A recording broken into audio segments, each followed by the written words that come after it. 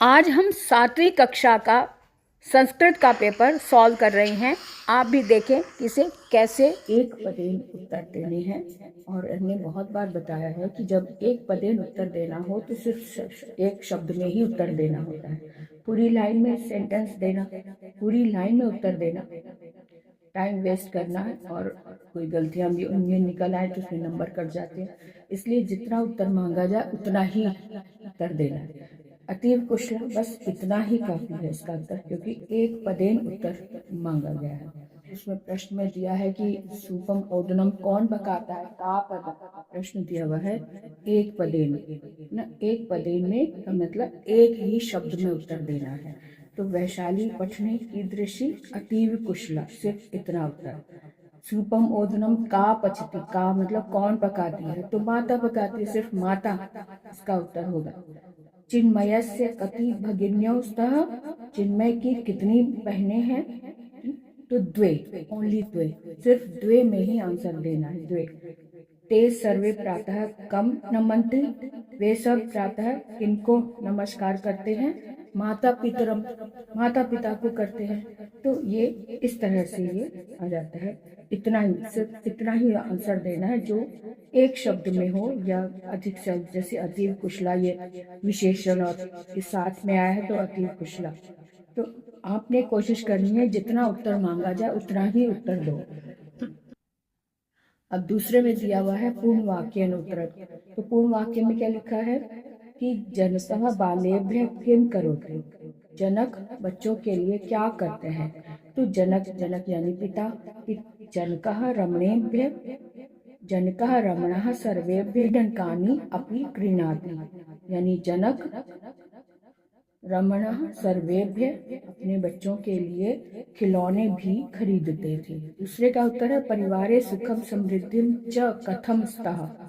तो परिवार में सुख और समृद्धि किस लिए, किस तरह से है, तो क्योंकि परिवार में सुख समृद्धि, अब ये पूर्ण वाक्य में उत्तर देना है। तो परिवारे सुखम समृद्धिम च स्तः यत् ते सर्वे मिलित्वा, क्योंकि वे सब मिलकर सभी कार्य करते थे। यत् ते सर्वे मिलित्वा सर्वाणि कार्याणि कुर्वन्ति, ये उसका उत्तर बनता है। तो अब देखते हैं आपने क्या लिखा है। ये एक पदेन में उत्तर था, यहाँ पर द्वे, सिर्फ द्वे उत्तर आना था, द्वे भगिन्यो, है ना। ये सब एक्स्ट्रा देकर आपने अपने नंबर कटवा लिए। दूसरे हैं कि ये ते सर्वे में माता पितरम, सिर्फ इतना उत्तर आना था, ये उत्तर है इसका। उसके बाद पूर्ण वाक्य में जनकः अम्बा च यदा तम पश्यत तदा एव तुष्यत। अब वहां पर लिखा हुआ है कि माता, जो सिर्फ पिता के लिए लिखा है, आपने अम्बा भी लिखा है। वहां प्रश्न पूछा है कि पिता जनक बच्चों के लिए क्या करते हैं, तो वहां पर सिर्फ इतना देना आपने। ये तदा तय तुष्यत, ये तो गलत हो गया, है ना। तो वहां पे लिखना था कि बच्चे, माता पिता बच्चों के लिए क्या करते थे। माता पिता भी नहीं, सिर्फ पिता के लिए पूछा है। जनकः बालेभ्य, जनक बालों के लिए, बच्चों के लिए, जनक बच्चों के लिए क्या करते हैं। तो जनका, ये एकदम स्पष्ट लिखा हुआ है, जनकः रमणः सर्वेभ्य क्रीडनकानि अपि क्रीणाति, कि जनक जो है रमणीय, बहुत मनोरंजन के लिए, उनके सुख के लिए खिलौने भी खरीदते हैं। तो खिलौने भी खरीदते, ये उनका कार्य हो गया। बस इतनी ही लाइन इसमें देनी थी। अब उसमें, उसके बाद दूसरे में क्या लिखा हुआ है, परिवारे सुखम समृद्धि च कथम, परिवार में सुख और समृद्धि किस लिए है, तो किस कारण से है। तो क्या लिखा है, यत् ते सर्वे, ये भी हो गया ना, परिवार में सुख और समृद्धि, ये भी लाइन इसके साथ लेनी है। परिवारे सुखम समृद्धिम च स्तः, अब यत् करके आगे लिखें, यत् ते सर्वे मिलित्वा सर्वाणि कार्याणि कुर्वन्ति, क्योंकि इनके घर में सभी मिलकर कार्य करते हैं। ये इसका सही आंसर है।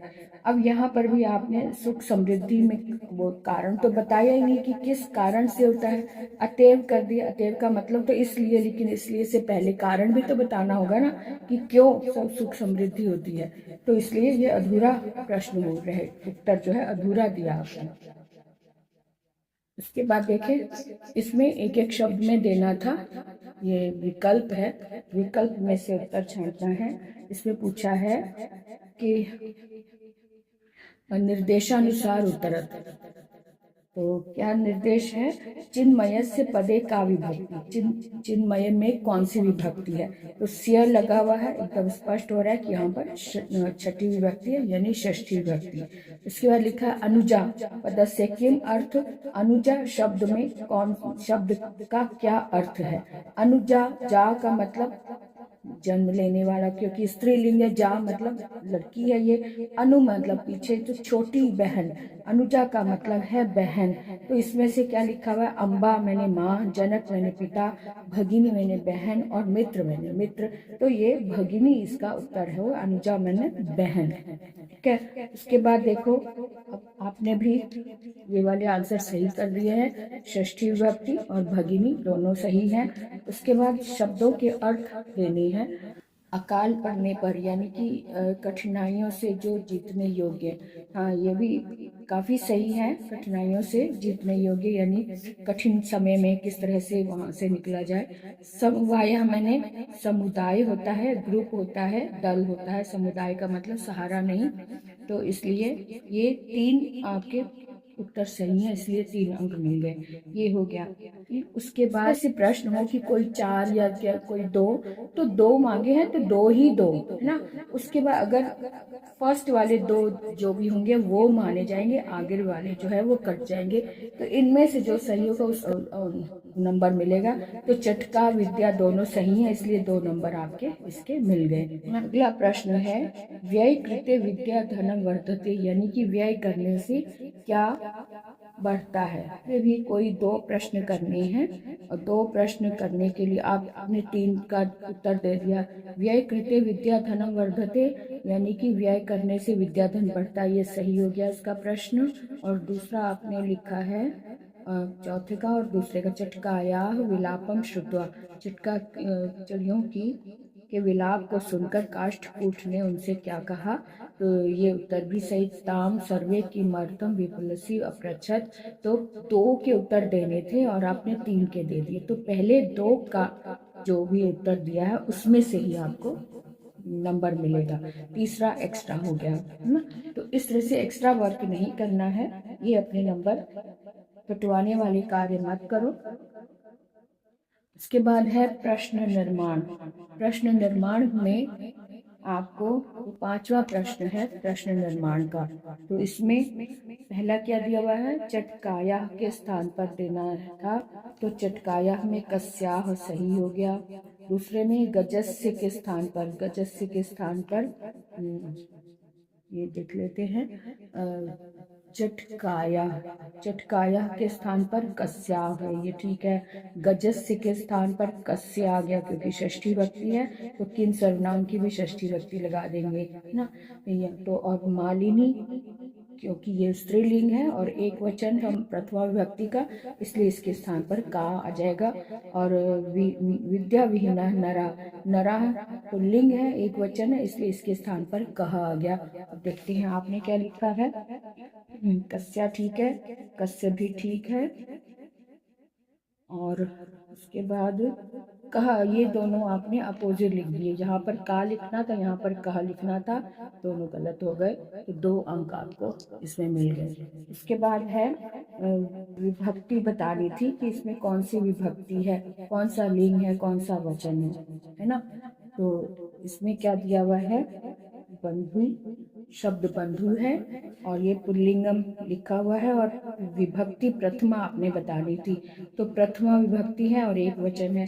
प्रथमा विभक्ति को आपने गलत कर दिया, चतुर्थी विभक्ति बता दिया, ये बंधु प्रथमा विभक्ति है। और उसके बाद है दूसरा शब्द है रक्षायाम। रक्षायाम स्त्रीलिंग है, स्त्रीलिंग का लिंग बताना था, स्त्रीलिंग है ये, और षष्ठी विभक्ति है और एक वचन दिया हुआ, सिर्फ ये बताना था कि लिंग कौन सा है। रक्षायाम में स्त्रीलिंग आपने सही लिख दिया, ये सही हो गया। 1 अंक आपको मिल गए। ग्रामम प्रति, उसके बाद है ये संधि विच्छेद करना है, ये आपके पुस्तक के अभ्यास कार्यों में से ही है। ग्रामम प्रति ये ठीक हो गया। कार्यार्थम, तो कार्य प्लस अर्थम, ये अर्थ यानी कि कार्य इधर लिखा है तो कार्य भी ये ठीक हो गया ना, तो 2 अंक आपको पूरे मिल गए। इसके बाद है आश्चर्येण पठनस्य, यानी कि इसमें समानार्थक शब्दों का मेल करना था। समानार्थक शब्दों का आश्चर्येण में आपने कुछ भी नहीं लिखा हुआ है। उल्लासेन का गलत हो गया, और परिवार से कुटुंब ठीक है, अध्ययन से पठन से ठीक है, काला समय ये भी ठीक है। 3 ठीक हो गए, 1 गलत और 1 लिखा ही नहीं आपने, तो ये आधे आधे अंक के थे, तो 1.5 हो गया नंबर आपका। इसके बाद है ये विलोम शब्द मैच करने थे। क्रेतुम का विक्रेतुम ये सही हो गया। श्वः का ह्यः ये भी सही हो गया। ग्रामम नगरम ये भी ठीक हो गया। समीपस्य दूरस्थ ये भी ठीक हो गया, और पृच्छति कथयति ये भी ठीक हो गया ना, और इसके भी 2.5 अंक पूरे आधे आधे अंक के मिल गए आपको। ये प्रश्न आपका पूरा हो गया। इसके बाद देखिए है आगे, इसके बाद है ये श्लोक का मैच करना था। श्लोक की एक लाइन उसके बाद मैच करनी है। विद्या राजस्य, इसके साथ विद्या विहीना पशु ये ठीक हो गया।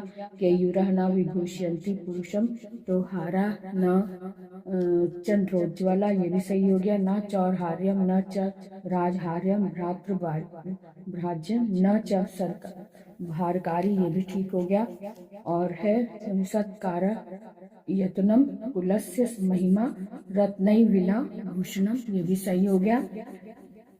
वाण्येक समनम करोति पुरुषम, तो या संस्कृता धार्य ये भी सही हो गया। विद्या धनम सर्वधनम प्रधानम, तो ये सारे सही हो गए, तो 3 अंक का हो गया। ये पूरा मैचिंग कॉलम था नोट्स का, ये भी पूरा हो गया। उसके बाद आपने अपनी पुस्तक में से श्लोक लिखना था, तो अमृतम संस्कृतम मित्र सरसम सरुसम वच में विसर्ग आता है, यहाँ पर विसर्ग आपने नहीं लगाया था। भाषासु महनीय यत् ज्ञान विज्ञान पोषकम ये सही हो गया, इसमें आपको 4.5 अंक मिल गए। इसके बाद आते हैं खंड ग में, इसमें संस्कृत में अनुवाद करना था। तो अहम क्रिकेटम क्रीडामी, क्रिकेटम अहम में हाँ में आ की मात्रा थोड़ी लगती है, अहम आना था, तो ये मात्रा की गलती है, बाकी सही है। अहम क्रिकेटम क्रीडामी, क्रीड में बड़ी ई की मात्रा लगती है, अब हमेशा छोटी की मात्रा मोस्टली बच्चे लगा देते हैं। क्रीडामी त्वम पुस्तकम पठसी ये बिल्कुल सही हो गया, त्वम के साथ पठसी आ गया। उसके बाद सह विद्यालयस्य गच्छति, वह विद्यालयस्य तो षष्ठी भक्ति हो गई ना, गच्छ जहाँ गम धातु आता है वहां पे द्वितीय भक्ति लगती है, तो सह विद्यालयम यहाँ ये आना था विद्यालयम, तो ये थोड़ा सा गलत हो गया। और वयम पठामह, वयम के साथ उत्तम पुरुष बहुवचन में पठामह मह आता है, वह नहीं, वह द्विवचन में आता है, तो ये गलत हो गया। ते कुत्र वससी है ना, ते लगा है यहाँ पे, वससी तो त्वम के साथ आता है, और यहाँ ये तो ते है, ते यानी कि प्रथम पुरुष का बहुवचन है ना, यहाँ पर तो वसंती आना चाहिए। तो ये ध्यान रखो कि ते लिखा है, ते कुत्र, तो ते के साथ में वसंती आएगा ना, तो आपने ये गलत कैसे कर दिया। इसमें लिखा हुआ है वे सब कहाँ रहते हैं, है ना, वे सब है, तो वे सब में तो ते आ गया ना, ते कुत्र वसंती, तो वसंती ना लिखने के कारण ये गलत हो गया। और इस तरह से आपको कुल इतने नंबर मिले हैं। फिर उसके बाद आते हैं यण संधि के उदाहरण। यह वे हैं यदि अपि यद्यपि, नदी अत्र नद्यत्र, इति उवाच इत्युवाच, अति अधिकम अत्यधिकम ना, प्रति एकम प्रत्येकम, इस तरह से शब्द बनने थे। और आपने क्या लिखा, यद्यपि नद्यपि सही हो गया। इति उवाच, इत्युवाच करना था आपने, त पे ही ऊ की मात्रा लगा दी, य नहीं लगाया, ये गलत हो गया क्योंकि ई से य बनेगा यण संधि में। अत्यधिक सही हो गया, प्रत्येकम सही हो गया, ये हल भी लगाना होता है जरूरी। तो देखो आपका एक गलत हो गया, तो आपको अंक